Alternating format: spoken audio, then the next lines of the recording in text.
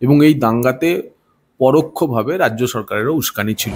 এবং সিদ্দিকুল্লাহ চৌধুরী মঞ্চ থেকে দাঁড়িয়ে বলেছেন যে মুখ্যমন্ত্রী খুশি, মুখ্যমন্ত্রী ফোন করে আমাকে ধন্যবাদ দেয়।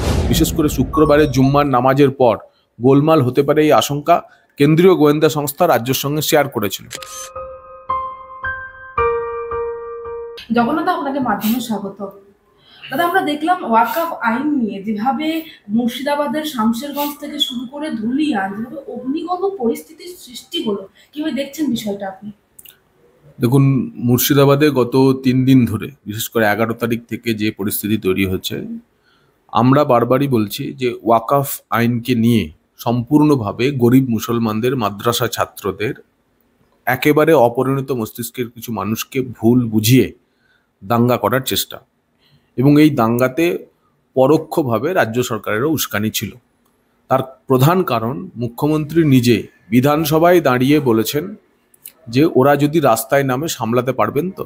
এরপর পরপর আমরা দেখলাম ধুলিয়ান পুরসভার চেয়ারম্যানের উস্কানিমূলক বক্তৃতা, মথুরাপুরের সাংসদ বাপি হালদারের বক্তৃতা, শওকত মোল্লার বক্তৃতা, এই পরপর বক্তৃতাগুলো, এবং একই সঙ্গে জমিয়ত উলেমা হিন্দের যে পশ্চিমবঙ্গের আমির সিদ্দিকুল্লাহ চৌধুরী খোদ কলকাতা শহরে দাঁড়িয়ে বললেন যে কলকাতায় 50 জায়গায় অবরোধ করতে পারতাম, এবার জেলাগুলোকে টাইট দেবো।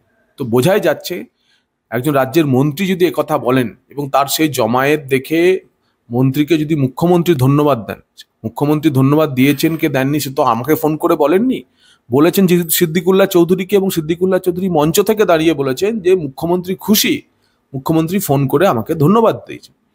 এই পরিস্থিতিতে তারপরেও যদি তার মন্ত্রীর নেতৃত্বাধীন তিনি যে জামায়াতে উলেমা হিন্দের নেতা, তারাই এই বিক্ষোভ দেখাচ্ছে, এবং সেই বিক্ষোভ থেকে যদি হিন্দু নিধন হয়, হিন্দু হত্যা হয়, তার পুরো দায় মমতা বন্দ্যোপাধ্যায়কে নিতে হবে। তিনি যখন তা সামলাতে পারছেন না, তখন এরপর দায় এর ঘাড়ে ওর ঘাড়ে চাপিয়ে কি লাভ? কোথাও গিয়ে কি এই যে পরিস্থিতি এই পর্যায়ে চলে আসার পিছনে ভুল বোঝানো হচ্ছে বলে আপনার মনে হয়? এই ওয়াকফ আইন নিয়ে পুরোটাই ভুল বোঝানোর খেলা। এই ওয়াকফ আইনে এমন কিচ্ছু নেই যা মুসলিম বিদ্বেষের কারণ হতে পারে। এই পশ্চিমবঙ্গের মাটিতে দাঁড়িয়ে প্রায় 80,000 ওয়াকফ সম্পত্তি, যা মাত্র কয়েকশো মুত্তোয়ালি নিয়ন্ত্রণ করে। গরিব মুসলমানেরা এই ওয়াকফ সম্পত্তির সামান্যতম বেনিফিটসও পায় না।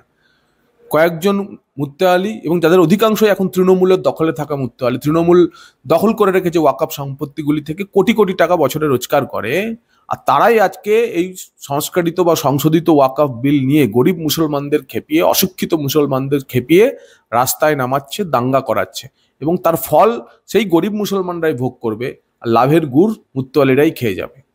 এখানেই তো প্রশ্ন হচ্ছে, রাজ্য সরকার করছে কি? রাজ্য সরকার কোনো কিছুই করছে না। ঘটনা ঘটার পর থেকে কেন্দ্রীয় স্বরাষ্ট্র মন্ত্রকের তরফে সমস্ত রাজ্যে 8 তারিখে রাষ্ট্রপতি বিলে সই করেছেন, এবং তারপরে সমস্ত রাজ্যগুলিকে সতর্কতা পাঠানো হয়েছিল। বিশেষ করে শুক্রবারের জুম্মার নামাজের পর গোলমাল হতে পারে এই আশঙ্কা কেন্দ্রীয় গোয়েন্দা সংস্থা রাজ্যের সঙ্গে শেয়ার করেছিল। কিন্তু আমরা যা দেখলাম, পশ্চিমবঙ্গের মাটিতে বিভিন্ন জায়গাতে শুক্রবারের নামাজের পর এই ধরনের যে আক্রমণাত্মক মিছিল এবং সেখান থেকে ইট পাথর ছোড়া ক্রমে দাঙ্গার রূপ নিল, তাতে পুলিশ নীরব দর্শক ছিল। এবং পুলিশের নীরবতার কারণে, পুলিশের নিষ্ক্রিয়তার কারণে এবং পুলিশের অপ্রত্যক্ষ মদতের কারণে আজকে মুর্শিদাবাদের ভয়াবহ পরিস্থিতি তৈরি হয়েছে। এবং 46-এর পর, 71-এর পর আবার পশ্চিমবঙ্গে ইন্টারনাল মাইগ্রেশন, অর্থাৎ জেলার এক প্রান্ত থেকে, মুর্শিদাবাদ থেকে লোকে নৌকা পেরিয়ে হাজার হাজার লোক মালদা চলে যাচ্ছে। এ পরিস্থিতি হিন্দুদের বাংলার মাটিতে হবে ভেবেছিল কে? আমরা তো বিজেপির পক্ষ থেকে বরাবর বলে আসছি যে পশ্চিমবঙ্গই হলো হিন্দুদের শেষ হোমল্যান্ড। শ্যামাপ্রসাদ মুখোপাধ্যায় যে পশ্চিমবঙ্গ তৈরি করে গেছিলেন, সেই পশ্চিমবঙ্গকে রক্ষা করতে হলে হিন্দুদের এক হতে হবে, হিন্দুদের এক হয়ে থাকতে হবে। আজ মুর্শিদাবাদের পরিস্থিতি দেখিয়ে দিচ্ছে, ওই যে গৃহবধূ বলছে যে 14-15 বছরের বাচ্চারা তার কাছে এসে বলছে যে ইজ্জত যদি দাও তাহলে স্বামী আর ছেলেকে রক্ষা করব। এই যদি পরিস্থিতি হয় বাংলার হিন্দুদের, বাঙালি বাড়ির মেয়েদের, যদি আজকে মুর্শিদাবাদ, মালদা সহ বেশ কয়েকটি সীমান্তবর্তী জেলায় তারা যদি শাখা পলা পড়তে না পারে, তুলসী মঞ্চ বাড়িতে রাখতে না পারে, বৃহস্পতিবারের পাঁচালি পড়তে না পারে, তাহলে কোন দিকে আমরা যাব? আমরা বারবার তো বলছি যে পশ্চিমবঙ্গ পশ্চিম বাংলাদেশে পরিণত হতে চলেছে তৃণমূল কংগ্রেস আর ক্ষমতায় থাকলে। তাই বাঙালি এক হোক, বাঙালি এক হয়ে এই আবর্জনা মুক্ত পশ্চিমবঙ্গ তৈরি করুক। একটা আইন প্রত্যাহারের দাবি নিয়ে এতটা অসহিষ্ণুতা কেন? এমনিতে মুসলিম সমাজের মধ্যে শিক্ষার অভাব আছে, এই অশিক্ষার সুযোগ নিয়ে বেশ কিছু সুযোগ সন্ধানী মানুষ তাদের পেছনে উস্কানি দিচ্ছে এবং প্রায় ৮০,০০০ ওয়াকফ সম্পত্তি লুটপাট করে খাওয়ার যে ষড়যন্ত্র, যে কুচক্র রয়েছে কয়েকশো মুসলিম প্রভাবশালীর হাতে, তারা কোনোভাবেই চাইছে না সংশোধিত আইনের ফলে তাদের এই সম্পদ, ওয়াকফ সম্পত্তি, আল্লাহ সর্বশক্তিমান আল্লাহর দেওয়া, আল্লাহর নামে রাখা সম্পত্তি লুটপাট করে খাওয়ার দিন শেষ হোক। এবং তারাই গরিব মুসলমানদের, মাদ্রাসা ছাত্রদের উস্কানি দিয়ে এই পরিস্থিতি তৈরি করছে। আইন প্রত্যাহারের দাবি আইনি পথে বা আন্দোলন করে হতেই পারে, কিন্তু সেক্ষেত্রে যেভাবে সরকারি বাড়ি বা সরকারি গাড়ি ফাড়ি পুড়িয়ে দেওয়া হলো। দেখুন, গণতান্ত্রিক দেশে যে কোনো আইন বা যে কোনো কিছুতে মত প্রকাশের স্বাধীনতা প্রত্যেকের আছে।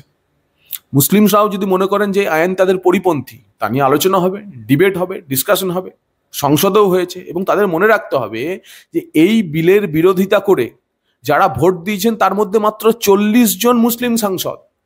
232টি ভোটের মধ্যে মাত্র 240টি মাত্র মুসলিম সাংসদ। অমুসলিম সাংসদরাও তো এই ভোটের বিরোধিতা করেছেন। তার মানে ভারতবর্ষে গণতান্ত্রিক পরিবেশে সেই পরিস্থিতি আছে যেখানে ডিবেট, ডিসকাশন করা যায়, আন্দোলন করা যায়, কিন্তু তা হতে হবে শান্তিপূর্ণ। যদি কোনোভাবে হাতে আইন তুলে নেওয়ার ব্যবস্থা হয়, তাহলে তার পরিণামে যা যা হওয়ার দরকার মমতা বন্দ্যোপাধ্যায় যদি না করেন, নরেন্দ্র মোদী দেশ শাসন করছেন, তিনি তার ব্যবস্থা করবেন। আন্দোলনের নামে তাণ্ডব নিশ্চিতভাবেই তাণ্ডবই চলছে। এই যে হরগোবিন্দ দাস এবং চন্দন দাস দুজন মারা গেল, জানি না তারা বলছেন যে মৃৎশিল্পী। দেখুন, 40,000-50,000 মানুষের বাস শামশেরগঞ্জ ব্লকে। সেই শামশেরগঞ্জ ওয়ার্ডে 50,000 মানুষের জন্য যিনি মূর্তি বানাতেন, কটা দুর্গাপুজো হতো? 8-10টা দুর্গাপুজো, 8-10টা কালী পুজো, 8-10টা সরস্বতী পুজো। তো তিনি যিনি মূর্তি বানাতেন, ভাতের প্রশ্ন নয়, জাতের প্রশ্নই তাকে তাহলে মরতে হলো। মুসলিমরা কিন্তু উনি সিপিএম করেন বলে তাকে ছাড়েনি, হিন্দু বলে তাকে খুন করে দিয়েছেন। তাই আজ বাঙালি হিন্দুকে এক হওয়া ছাড়া আর কোনো উপায় নেই। অন্যদিকে দেখছি মেয়র ফিরহাদ হাকিম, তিনি বলছেন যে সব ঠিক আছে। গয়া থেকে আসা কোনো মুসলমান কলকাতার মেয়র হয়ে বসে যা খুশি বলবে, সে কথা আমরা মানবো না। আর উনি কি, ওনার জন্য তো সব ঠিকই আছে। যে ফিরহাদ হাকিম দাওয়াতে ইসলামের কথা বলেন, যে ফিরহাদ হাকিম মিনি পাকিস্তানের কথা বলেন, যে ফিরহাদ হাকিম সংখ্যালঘুকে সংখ্যাগুরু করে দেওয়ার কথা বলেন, এবং সেই সংখ্যালঘুকে সংখ্যাগুরু করার আরো একটা পদ্ধতি হলো তাণ্ডব চালানো, হিন্দু শূন্য করে দেওয়া, তাই তার কাছে তো পরিস্থিতি স্বাভাবিক হবেই, সব ঠিক হবেই।